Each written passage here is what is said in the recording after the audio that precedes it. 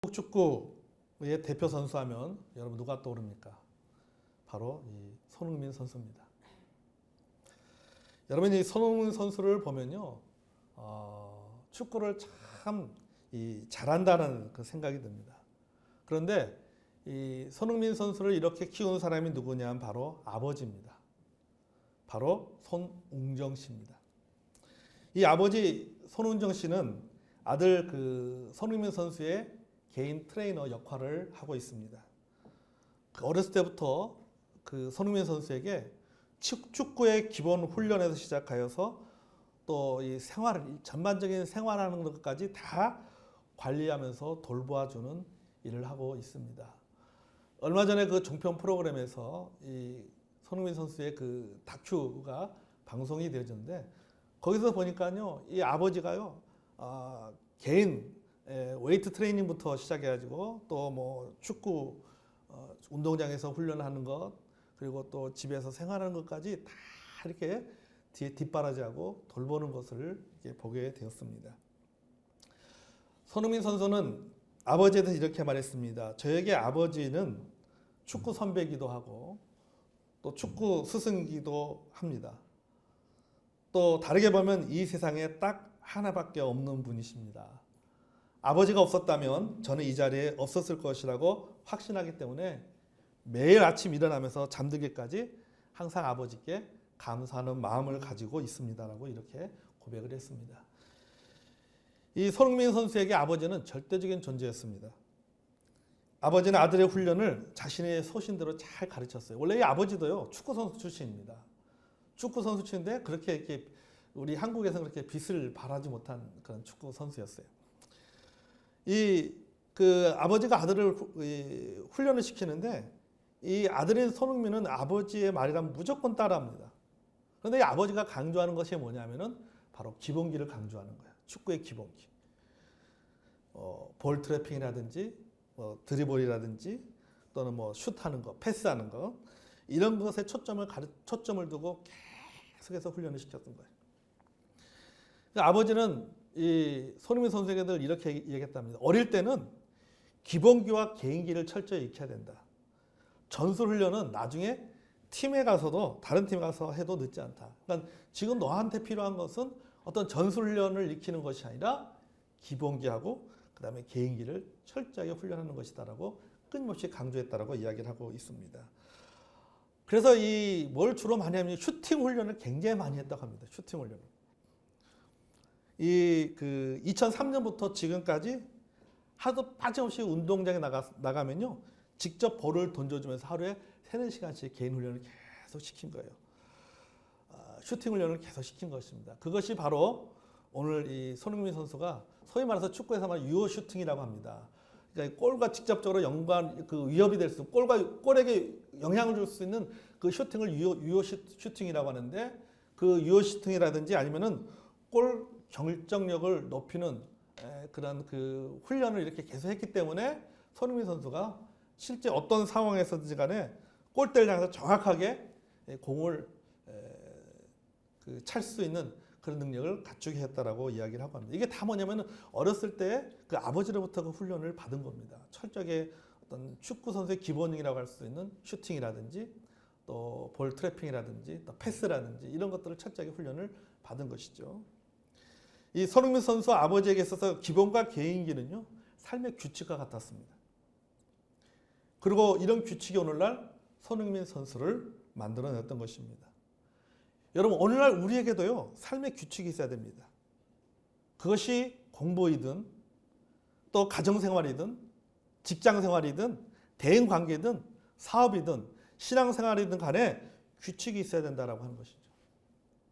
우리가 규칙이라고 말하면은 뭔가 좀 딱딱한 느낌이 듭니다. 율법처럼 보이고 융통성이 없는 것처럼 보이고 또 뭔가 규칙하면 얽매이는 것처럼 생각하기가 쉽습니다. 하지만은 아니라는 것이죠. 여러분의 규칙은요, 성장을 위해서 반드시 필요합니다.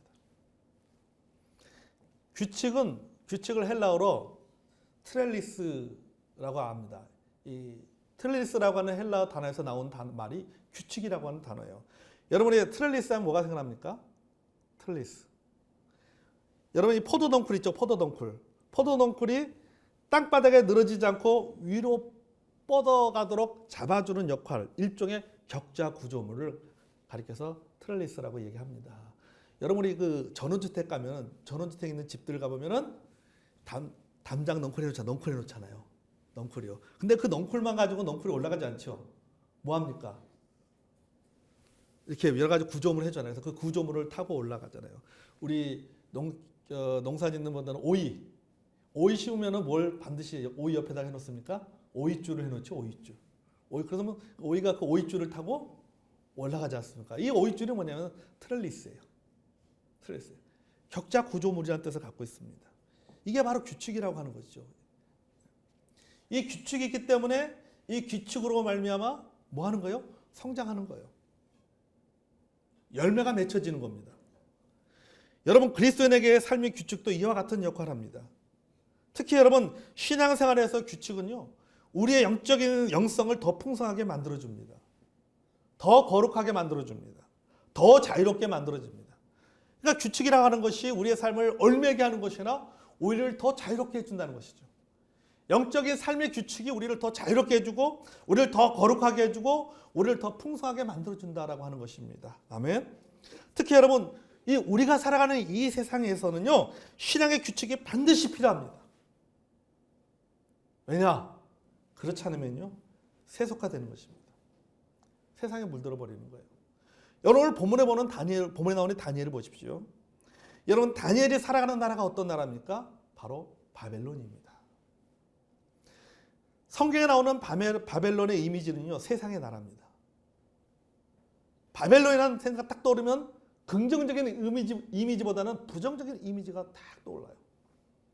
사탄의 왕국, 세상 나라, 우상 숭배와 배교를 상징하는 나라가 바로 이 바벨론입니다. 이 문화의 콘텐츠라고 하는 그 측면에서 보더라도 이 바벨론의 이미지는요, 성경에서 말하는 바벨론의 의미와 똑같습니다. 게임에서 바벨론 하면 어떤 의미입니까? 뭔가 웅장하고 거대하고 음모가 도사리고 악하고 이런 이미지로 많이 사용되죠. 그러니까 성경에서 말하는 바벨론의 이미지나 어떤 그 게임이라든지 어떤 문화 콘텐츠에서 사용되는 바벨론의 이미지나 또는 우리가 흔히 뭐 영화의 하나의 어떤 영화라든지 드라마의 하나의 소재로 사용되는 이 바벨론이라는 이미지, 바벨론 제국이라고 하는 그 이미지는 긍정보다는 부정적인 이미지가 더 많다라고 하는 것이죠. 한마디로 말하면요, 바벨론은요, 악의 상징이에요. 악의 종결자입니다. 하나님을 대적하는 우상 문화가 자리 잡고 있는 세상입니다. 하나님을 대적하는 종교와 교육 제도로 인재를 양성하는 나라가 바로 바벨론이에요. 바벨론의 왕 느부갓네살은 어떤 사람입니까? 허영심이 많은 사람입니다. 폭력성이 병적일 정도로 아주 강하고 악한 왕이 바로 느부갓네살입니다. 이 느부갓네살 왕이 지배하는 세상이 바로 바벨론이에요. 여러분, 우리가 살아가는 시대가 가만히 보면 이 바벨론 시대하고 비슷합니다. 리처드 포스터 목사님이 말한 것처럼 돈, 섹스, 권력을 추구하는 시대입니다. 하나님보다는 돈을, 하나님보다는 쾌락을, 하나님보다는 권력을 추구하는 시대에 우리는 살아가고 있습니다.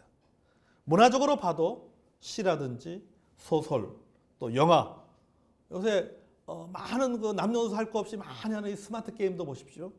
이런 스마트 게임을 보더라도 이 다양한 여러 가지 문화적인 콘텐츠들이 보면요, 다 인간의 죄성을 자극하고 있는 것이죠. 인간의 본질을 자극하고 있는 것이 너무 많습니다. 평등과 자유라는 이름으로 반기독교적인 법안들이 제정되고 있습니다. 종교와 정치는 분리되어야 한다는 이 종교 정치 분리의 사상, 재정 분리의 이런 분리 사상을 무시하고 여러분, 종교를 정치에 이용하는 거짓 목사들도 있습니다. 복음이 이런 걸 해서 복음이 장애받고 있잖아요. 기독교와 교회들이 욕을 먹고 있어요. 지금 우리가 이런 시대에 살아가고 있습니다. 그러니까는 성경에 나오는 바벨론의 시대나 지금 우리가 살아가고 있는 시대나 별반 다른 바가 없다라고 하는 거죠. 그때도 여전히 힘들었고 지금도 여전히 힘들다는 겁니다. 바벨론 시대에 그리스도로 친 하나님을 믿는 사람으로 살아가는 것도 여전히 힘들었고 그때만 힘든 것이 아니라 지금 이 시대도 그리스도로 살아가는 것이, 하나님을 믿는 사람으로 살아가는 것이 여전히 힘든 시대에 우리는 살아가고 있는 거예요.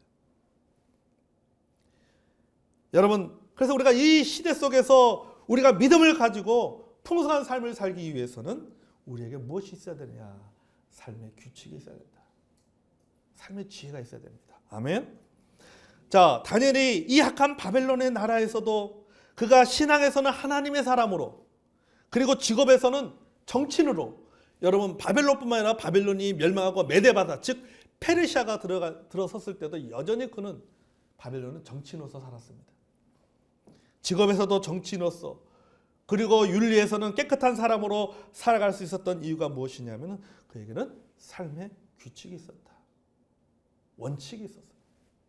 그것은 포기할 것과 집중할 것에 대한 명확한 구분이 있었다라고 하는 거예요. 내가 수용해야 될 것과 거부해야 될 것, 내가 받아들여야 될 것과 끝까지 저항해야 될 것에 대한 분명한 기준을 가지고 있었다라고 하는 겁니다. 그러면 여러분, 다니엘이 포기한 것이 무엇이겠습니까? 다니엘이 바벨론 그 나라에 살면서 그가 신앙이지만은, 그가 하나님 믿는 사람이지만은, 히브리인이지만은 그가 포기한 것, 즉 수용한 것이 무엇입니까? 그것은 바로 바벨론의 교육이에요. 바벨론의 교육을 받아들였어요. 여러분이 바벨론의 교육 중에요, 대표적인 교육이 뭐가 있냐면요, 점성술입니다. 요술, 마술, 이런 주문, 이런 것들이 필수적인 거죠. 여러분, 점성술, 요술, 마술, 주문, 이런 거는요, 성경에서 말하는 것과 반대되는 학문들이에요. 부딪히는 학문들입니다. 다실론 사상의 기초를 두고 있는 학문들입니다. 그런데 다니엘은 이런 공부를 무려 3년 동안 공부했어요. 3년 동안. 하나님을 믿는 사람이 하나님과 반대되는 학문을 3년 동안 공부했다라고 하는 겁니다. 그가 받아들인 거죠. 또 뭐예요? 그가 신앙의 이름도 포기해버렸어요. 자기의 신앙의 이름. 다니엘, 이름이 다니엘입니다. 다니엘이라는 이름의 뜻이 뭐냐면은 하나님은 내 심판관이라는 뜻이에요. 얼마나 성경적인 이름입니까? 그런데 이 다니엘의 이름이 바벨론식 이름으로 바뀝니다. 그 이름이 뭐냐면 벨드사살이에요. 벨드사살. 이 벨이라는 것이 무슨 뜻이냐면, 벨은요, 그 바벨론 제국의 3대 신 중에 하나인 그런 아주 사악한 신인 무로닥의 이름입니다. 이 무로닥의 이름이 바로 벨이에요. 벨. 그러니까 바벨론 사람들은 우리가 하나님을 뭐라고 부르죠? 하나님을 주라고 부릅니다. 주. 우리가 하나님을 주님, 주라고 부르는 것처럼 이 바벨론 사람들은 이 무로닥을 뭐라고 부르는 거예요? 벨이라고 부르는 거예요. 우리가 주라고 부르는 것처럼 그들은 무로닥이라는 그 신을 가리켜서 벨이라고 부르는데, 다니엘 이름이 뭐가 들어간 거예요? 여기 벨이 들어가 있는 거예요. 그러니까 따라서 다니엘이라는 이름이 벨드사살 이름이 바뀌었다라는 것은 뭐냐면요, 지금 시대로 말하면 이거예요.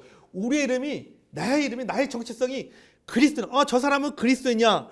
내 이름은 그리스도인인데 내 이름이 그리스도인에서 뭐로 바뀐 거냐면 보살로 바뀐 거예요. 보살로.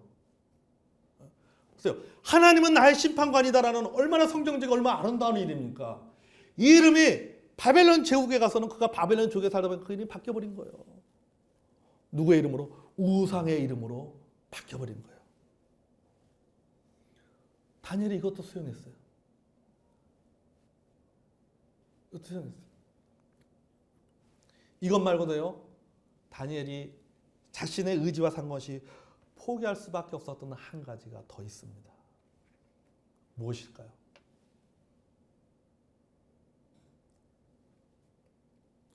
자, 여러분 보세요. 느부갓네살 왕이 그 많은 히브리의 인재들, 젊은 사람들을 포로로 잡아가지고 교육을 시켰습니다. 교육을 시킨 목적이 뭐예요? 왕을 섬기기 하도록 위해서입니다. 왕을 섬기도록 하기 위해서 교육을 시킨 거예요. 그 중에 다니엘도 포함되어 있었던 것이고. 여러분 다니엘서 1장 4절과 5절을 볼까요? 곧 흠이 없고 용모가 아름다우며 모든 지혜를 통찰하며 지식에 통달하며 학문에 익숙하여 왕궁에 설 만한 소년을 데려오게 하였고 그들에게 갈대아 사람의 학문과 언어를 가르치게 하였고 또 왕이 지정하여 그들에게 왕의 음식과 그가 마시는 포도주에서 날마다 쓸 것을 주어 3년 기르게 하였으니 그 후에 그들은 왕 앞에 서게 될 것이더라.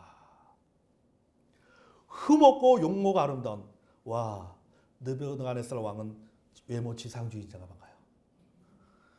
일단 잘생긴 사람들을 뽑는 것 같아요. 왕 앞에 서게 될 것이다. 그들이 교육을 받고 왕 앞에 서게 될 것이다. 여러분 왕 앞에 선다는 말이 무슨 의미가 있습니까? 여러분 이 포로로 잡혀온 많은 그 히브리의 소년들이 그들이 교육을 받았어. 왕궁 교육도 받고 그 언어도 공부하고 학문도 공부했습니다. 자, 다니엘을 포함해서 이들을 관리한 사람이 누구예요? 누구예요? 일장에 나오죠. 황관장입니다. 황관장. 그래서 다니엘이 황관장에게 부탁을 하잖아요. 왜 다니엘은 황관장의 관리를 받아야만 됐을까? 라고 하는 거죠. 여러분 우리는 이 질문에서요. 다니엘의 최초의 직업을 알 수 있습니다. 다니엘은 황관이었습니다. 대부분의 학자들이 이렇게 말하고 있어요. 공통적으로 다니엘은 황관이었다. 여러분 황관은 히브리어로요. 사리스라고 하는 단어입니다. 우리말로 번역하면 거세하다라는 뜻이에요. 이 말은 뭡니까? 다니엘은 고자다라고. 우리 식으로 말하면 내관이에요, 내관. 우리 내관들 그런 거 하잖아요, 그죠? 그러니까 얼굴도 용모도 뛰어나고 아름답고. 여러분 다니엘은 내관입니다. 거세를 당해야 되는 굴욕을 겪어야만 했던 거예요. 여러분 고대 사회에서 남자가 거세를 당한다고 하는 것은요, 그것은 굴욕입니다. 구약 시대에 하나님이 이스라엘 사람들, 이스라엘 백성들에게 주는 복이 있습니다. 기업이 있어요. 그 기업은 두 가지입니다. 하나는 뭐예요? 땅이에요. 하나는 뭡니까? 자녀입니다. 땅하고 자녀예요. 자녀 중에서도 아들입니까? 딸입니까? 아들입니다. 근데 다니엘을 보세요. 자, 그가 그 황관입니다. 그가 여러분 그에게 땅이 주어진다 할지라도 땅은 누구를 통해서 이어받는 것입니까? 자녀들을 통해서 이어받는 거예요. 계속 물려받는 거예요. 근데 자녀가 없으면요, 그 땅이 누가 땅이 되는 거예요? 친척의 땅으로 넘어가 버리는 거예요. 친척의 땅이 되는 거예요. 근데 다니엘은요, 거세를 당했습니다. 자, 하나님으로부터 받을 수 있는 하나님이 주시는 자녀의 복을 가질 수 없는 사람이 되었어요. 아들이 없다는 것은 아까 말했지만요, 땅을 가질 수 있는 자격을 상실한 것이고 이제는 자신의 이름조차도 영원히 사라지게 되는 것입니다. 마치 역사 속에 존재한 적도 없는 사람처럼 되는 거예요. 세월이 흘러가 버리면. 여러분 이것은요, 다니엘이 바벨론에서 포기할 수밖에 없는 일들이었어요. 그러니까 여러분 우리가 이렇게 보면요, 다니엘의 인생이 얼마나 참 불쌍한 인생입니까? 그렇잖아요. 아마 대부분 우리 성도님들은 아마 다니엘이 황관이었단 말은 처음 들었을 겁니다. 그러니까 역사를 찾아보세요. 그러니까 얼마나 자기 이름도 잃어버렸죠. 부모님이 지어준 자기 이름도 잃어버렸죠. 그 나라의 학문을, 그 나라의 어떤 다신론적인 어떤 사상의 우상 숭배에 기초한 학문을 공부해야 됐죠. 거기다가 뭡니까? 하나님께서 이스라엘 백성들에게 주는 땅의 기업, 그리고 자녀의 기업조차도 받을 수 없는 사람이 되어버린 거예요. 신체적으로. 여러분 이것이요, 다니엘이 바벨론에서 포기할 수밖에 없는 일들이었어요. 바벨론에 살아가기 때문에 포기할 수밖에 없는. 여러분, 우리 청소년들도 마찬가지입니다. 우리 학생들, 우리 청년들도 마찬가지. 여러분이 대한민국에 살기 때문에, 이 세상에서 살아가야 하기 때문에 배울 수밖에 없는 지식이 있습니다. 우리가 배울 수밖에 없는 지식이 있어요. 받아들일 수밖에 없는 일들이 있습니다. 포기할 수밖에 없는 일들이 있습니다. 여러분이 배우는 학문들을 보십시오. 인본주의 학문이잖아요. 여러분이 생물학에서 뭘 배웁니까? 진화론을 배웁니다. 성경은 창조를 말하지만 여러분이 학교에서 배우는 학문은 진화론을 배우잖아요. 다원주의 사상에 대해서 공부합니다. 입시 위주의 공부, 성공 지향적인 교육을 받습니다. 대학에 못 가면, 취업을 못하면 사람 취급받기 힘든 그런 세상에서 우리가 지금 살아가고 있는 거예요. 차별금지법이라는 이름으로 이단에 대해서도 비판하는 거 쉽지 않습니다. 이제는 동성애에 대한 비판도 쉽지 않은 그런 시대 속에서 우리가 지금 살아가고 있는 거예요. 그러니까 우리 청년들이, 우리 청소년들이 살아가고 있는 시대가 다니엘이 살아가고 있는 시대 속에서 다니엘의 모습과 똑같은 거예요. 여러분, 다니엘이 그가 바벨론의 교육을 받고 싶었겠습니까? 그가 바벨론에 살기 때문에 어쩔 수 없이 그 교육을 받아야 되는 거죠. 그것이 법이에요. 그 법을 따를 수밖에 없는 거죠. 그렇죠. 우리 청소년들도 학교에서 여러분들이 인본주의 학문을 공부하고 진화론적에 기초한 학문들을 공부하고 사상을 배우고 여러 가지 세상에서 여러 가지 문화의 여러 가지 그런 콘텐츠를 보면은요, 하나님을 대적하는 비성경적인 것들이 얼마나 많이 있습니다. 우리가 이런 것들을 배우잖아요. 이런 것들을 듣고 이런 것들을 봅니다. 어쩔 수가 없는 거예요. 어른들은 어떻습니까? 자본이 권력인 시대에 우리가 살아가고 있잖아요. 특히 여러분, 우리나라는요, 독특한 기업 구조라든지 사회 구조를 가지고 있잖아요. 그래서 여러 모임에 가입하여 관계를 맺습니다. 이런 모임에도 가입하고 저런 모임에도 가고 사업적으로 관계를 많이 맺잖아요. 접대도 해야 됩니다. 여전히 우리가 살아가는 이 대한민국이라는 사회는요, 여전히 실력보다는 인맥이 중요합니다. 능력보다는 학연이나 지연을 중요하게 여깁니다. 그러다 보니 때로는 나 자신을 포기해야 되는 경우도 있어요. 내 중심적인 삶이 아니라 다른 사람 위주의 삶을 살아가야 되는 경우도 있어요. 여러분, 그렇다고 해서 교육에 문제가 있고 정치에 문제가 있고 경제에 문제가 있고 사회에 문제가 있다고 해서 여러분 이곳을 떠나서, 이 세상을 떠나서 산속에 들어가서 나는 자연인이다 하고 살 수도 없잖아요. 바벨론과 같은 이 세상에 머물러 살면서 우리의 신앙을 지켜내야 됩니다. 우리의 신앙을 지켜내야 돼요. 그게 우리가 안고 있는 숙제예요. 왜? 나는 산속에 들어가서 나는 자연이다 하면서 살 수가 없기 때문에. 물론 제가 목회 은퇴하고 나서 기초를 닦아놓으면 따라오십시오. 이 바벨론 같은 이 세상 속에 살면서요, 우리의 신앙을 지켜내야 되는 거예요. 포기해야 될 것과 거부해야 될 것, 받아들여야 될 것과 저항해야 할 것들을 구별하면서 지혜롭게 살아야 된다고 하는 겁니다. 아멘? 그럼 여러분, 우리가 포기해야 될 것은 무엇입니까? 다니엘이 그랬던 것처럼 우리가 세상의 일반적인 문화와 사상입니다. 이건 여러분, 우리가 포기해야 돼요. 이건 우리가 받아들일 수밖에 없는 거예요. 이 세상의 사회 구조, 우리가 따라갈 수밖에, 거부할 수 없잖아요. 내가 이 세상 속에서 살기 위해서는, 이 사회에서 공동체와 더불어 살아가기 위해서는 우리가 받아들일 수밖에 없는 것들이 있어요. 나의 신앙과 상관없이 받아들일 수밖에 없는 것들이 있어요.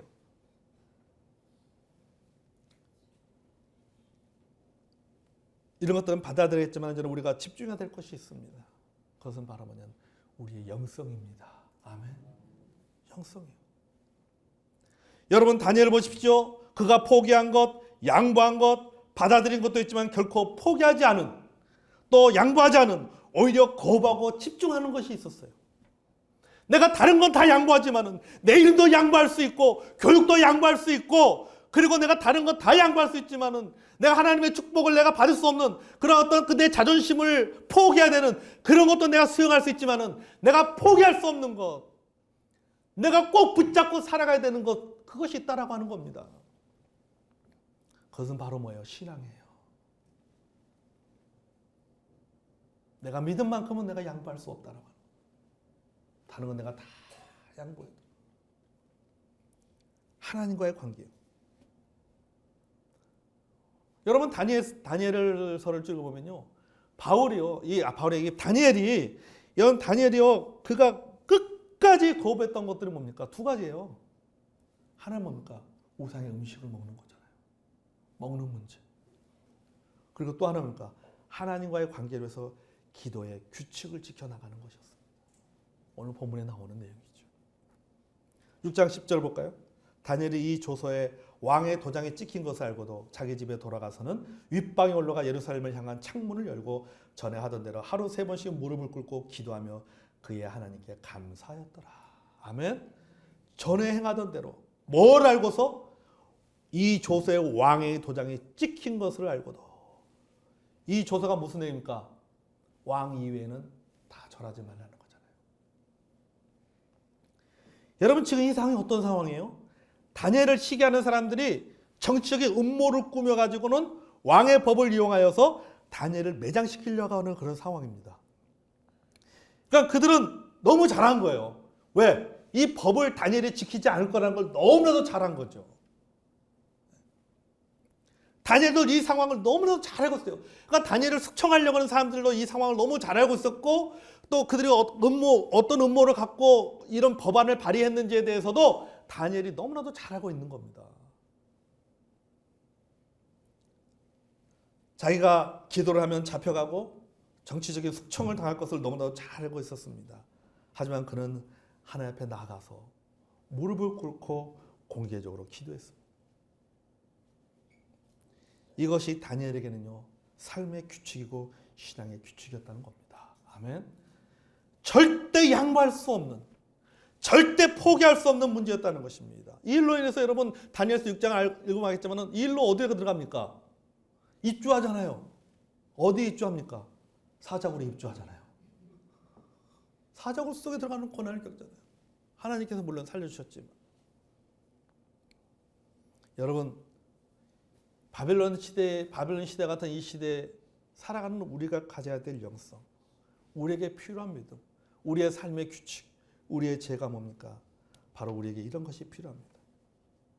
아무리 힘들어도, 아무리 어려워도, 어떤 대가를 치르시더라도 내가 반드시 지켜야 되고 거부해야 될 신앙의 규칙을 가지고 있어야 됩니다. 아멘? 이걸 가지고 있어야 되는 거예요.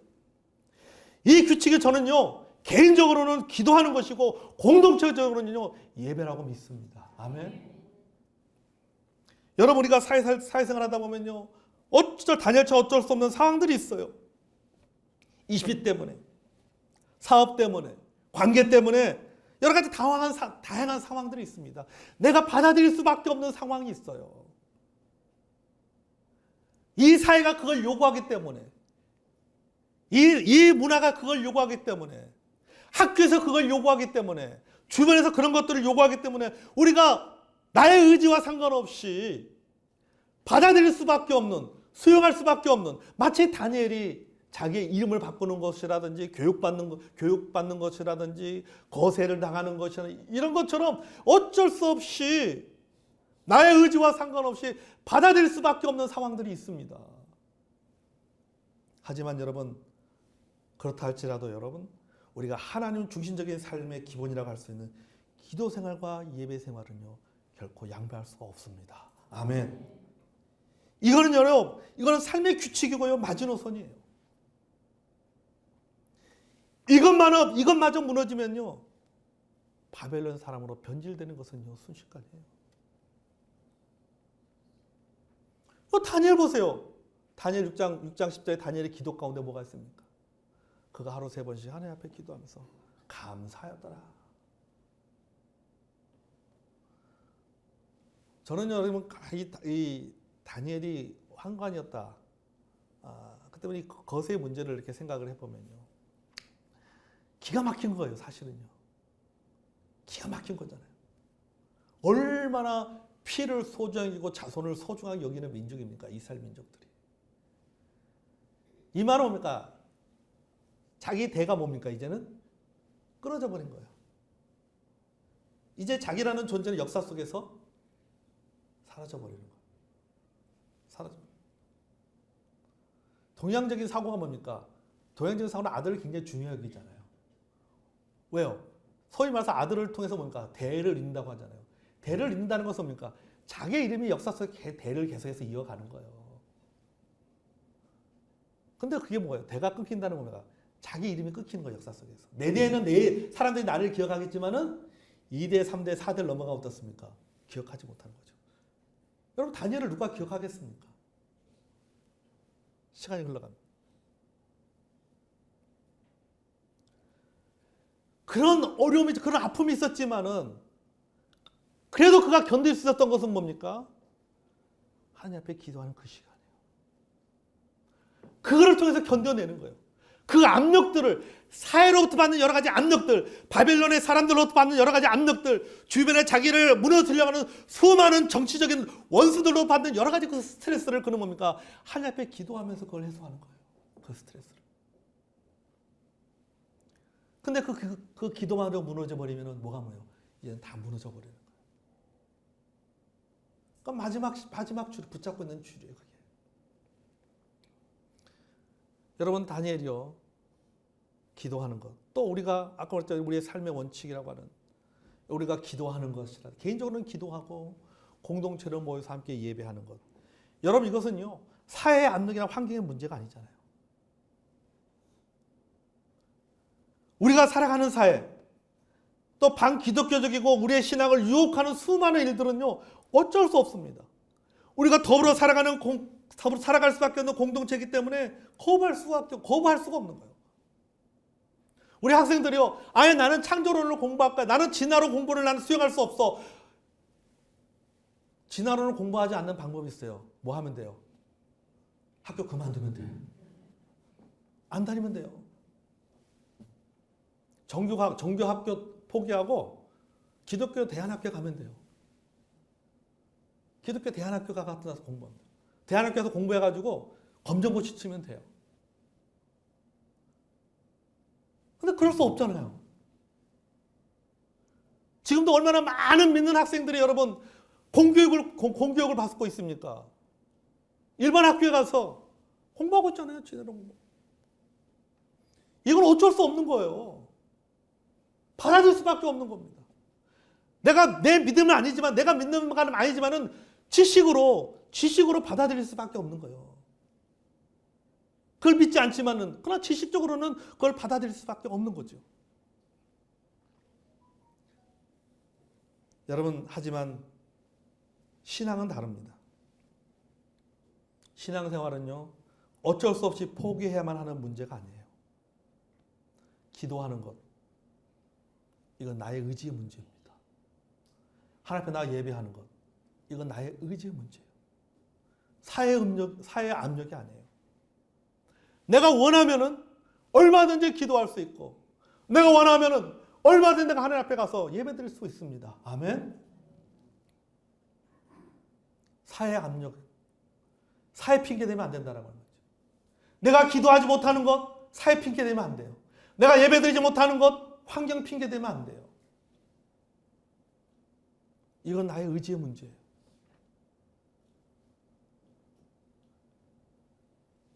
공부는 나의 의지와 상관없지만은, 세상적인 학문은 나의 의지와 상관없이 그러니까 내가 배워야 되겠지만은, 그러나 신앙은요, 이건 나의 의지와 상관이 있는 겁니다.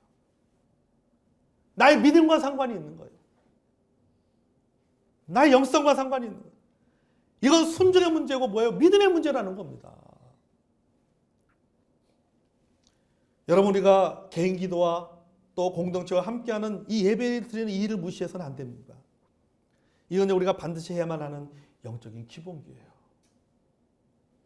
이것이 있어야 살아갈 수 있어요. 그것이 우리의 뭡니까? 트렐리스예요. 우리의 삶을 풍성하게 해주는 뭡니까? 마치 오이줄과 같은 겁니다. 우리는 그 줄을 타고 올라가는 거예요. 그 줄을 통해서 우리는 더 거룩하게 되어지고 그 줄을 통해서 더 우리는 주님을 닮아가게 되는 것입니다. 그것이 뭐예요? 그것이 바로 개인적으로는 기도예요. 공동체적으로는 예배입니다. 예배. 이것이 있어야지 여러분 우리가 살아갈 수가 있어요. 이것이 있어야지 신앙을 떠나지 않습니다. 이게 마지막 노선, 마지노선이에요. 그러니까 이게 없으면 어떻게 되는 거예요? 바벨론 사람 되는 건 시간 문제라고 하는 거죠. 만약에 여러분 다니엘이 여러분 그가 하나님 앞에 기도하는 이 기도의 규칙을 지키지 않는다면 어떻게 되겠습니까? 그는 이제는 똑같이 봐요. 다 바뀌었잖아요. 이름도 바뀌었지요. 그가 배운 학문도 다 바뀌었잖아요. 이방 나라의 학문을 배웠고 이름도 이방인의 이름으로 바뀌었고 생활도 이방의 문화권 생활합니다. 그나마 그 가운데서도 그가 하나님의 백성이고 히브리인이고 유대인이라고 하는 것을 지켜줄 수 있었던 것은 뭡니까? 하나님 앞에 기도하는 신앙이었는데 이게 무너져 버리면 뭐합니까? 이제는 없는 더 이상 없는 거예요. 아무것도 없는 거예요. 바벨론 사람과 다를 바가 하나도 없어지는 거예요. 저는요 우리에게 있어서요 기도가 바로 그러는 거예요. 우리가 내가 아무리 바빠도 여러분 우리가 기도하는 삶을 살아야 됩니다. 아멘. 내 신앙을 위해서 내가 세속화 되지 않기 위해서 하나님 앞에 내가 기도해야 돼요. 또 우리가 뭡니까? 함께 모여서 우리가 예배 드리는 삶. 여러분 예배의 삶을 살지 않으면요 신앙을 떠납니다. 예배에 한 번 빠지죠. 한 번 빠지면요 2번 빠지는 거 쉽습니다. 한 달 동안 빠지는 거 쉽습니다. 그럼 나중에는 뭡니까? 이게 다 잊어버리는 거예요. 내가 그리스도인조차도 잊어버려요. 하나님은 여러분 우리가 제가 항상 하는 얘기지만 여러분 한번 생각해 보십시오. 여러분이 일주일 동안 여러분 세상에서 바쁘게 살아가면서 여러분 얼마나 하나님을 생각하면서 살아갑니까? 먹고 살기 바쁜데 먹고 살기 바쁘고 앞에 지금 눈앞에 닥친 그 일 처리하고 바쁘다 보니까 여러분 잊어먹고 살잖아요. 세상 사람과 똑같이 그 흐름에 따라가 살다 보니까는 다 잊어먹고 삽니다. 잊어먹고. 얼마나 잊어먹고 사면 여러분 밥 먹을 때 식사기도 까먹고 밥 먹습니까? 여러분 그럴 때 있죠? 저도 그럴 때 있어요. 아차! 기도 안 했네요. 그거면 다행이게 식사기도 했는데 또 해. 했는데도 내가 했나 안 했나? 그러니까 이 정도로 바쁘게 사는 거예요. 이 정도로 정신없이 살아가는 거예요. 그래도 그나마 주일이 돼서 교회 오니까 내가 예수 믿는 사람이긴 맞는 예수 믿는 사람인 모양이구나. 그래서 내가 그래 주님을 위해서 살아야지. 다니엘처럼 살아야지. 그렇게 되는 거예요. 근데 그나마 예배까지 안 드리면 어떡하니까 그래 나는 벨드사살이야. 이렇게 살아가는 거예요. 주일날 교회 오니까는 뭡니까? 내가 벨드사살이 아니라 내가 다니엘이구나. 느끼는 거죠. 여러분 기도해 보세요. 하루 종일 여러분 한 번도 기도 안 해보세요. 내가 여러분 늘 원망하고 불평하고 그렇게 살아요. 여러분 다니엘의 기도 속에 뭐가 들어가 있었어요? 감사가 있었잖아요. 감사하였더라. 그나마 기도하니까 하나님 앞에 감사하게 되는 거예요. 여러분 그렇지 않습니까? 기도하니까 그나마 감사하게 되는 거예요. 기도 안 하면요 감사도 안 나와. 감사도. 기도 없이 감사한다? 천만의 말씀. 그나마 기도하니까 하나님 감사. 하나님 내가 비록 하나님이 주시는 자녀의 축복은 더 이상 받을 수가 없는 신체를 가지게 되었지만 그래도 하나님 감사합니다. 그렇게 되는 거예요. 근데 기도까지 안 해봐. 그 다음에는 뭐 하는 거야? 신세 타령하는 거지. 아이고 나는 이제 뭔가 이렇게 되는 거예요. 여러분, 말씀에 이제 결론냈습니다. 여러분, 우리가 살아가는 이 반기독교적인 사회 구조는 우리가 바꿀 수가 없습니다. 아무리 다니엘이 열심히 해도요, 바벨론을 바꿀 수는 없어요. 그가 그곳에 적응하며 살아갈 수밖에 없습니다. 여러분, 우리가 아무리 외쳐도 대한민국은 바뀌지 않습니다. 우리가 아무리 외쳐도 학교는 바뀌지 않습니다. 우리가 아무리 외쳐도 내 주변의 상황은 바뀌지 않습니다. 하지만 여러분, 나는 바뀔 수 있습니다. 아멘. 바벨론 제국 같은 사회 속에서 우리가 세속에 물들지 않고 하나님의 영광을 드리는 삶을 살 수 있어요. 그것이 바로 뭡니까? 삶의 원칙, 규칙을 가지고 살아가는 거예요. 그 규칙은 뭐가? 내가 다른 것보다 이것만큼 내가 절대 포기하지 않겠다. 이것만큼 내가 절대 양보하지 않겠다. 그게 뭡니까? 개인적으로는 기도하는 겁니다. 아멘. 공동체로 모여가 함께 모여서 예배드립니다. 내가 일주일에 한 번만큼은 어떤 일이 있어도 내가 하나님 앞에 나와 예배드리겠다. 여러분, 이런 결심해 보세요. 내가 주일날 하나님 앞에 나와서 내가 예배드리지 못하, 어쩔 수 없이 예배드리지 못한다면은 내가 수요일이라도 나오겠다. 여러분, 그런 결심 해보셨습니까? 그럼 내가 수요일이라도 나오겠다. 주일날 예배 못 드리는 건 할 수 없고, 수요일 예배는 원래 안 나가는 거니까 내가 안 나가니까 안 나가. 이래서는 안 된다는 거죠. 그러면 세속화되는 겁니다. 여러분, 바벨론 시대 같은 이 시대에서 우리가 살아가면서 여러분, 우리에게도 다니엘 같은 그런 영성을 가지고 살아가는 저 여러분이 되기를 원합니다. 아멘. 기도하겠습니다.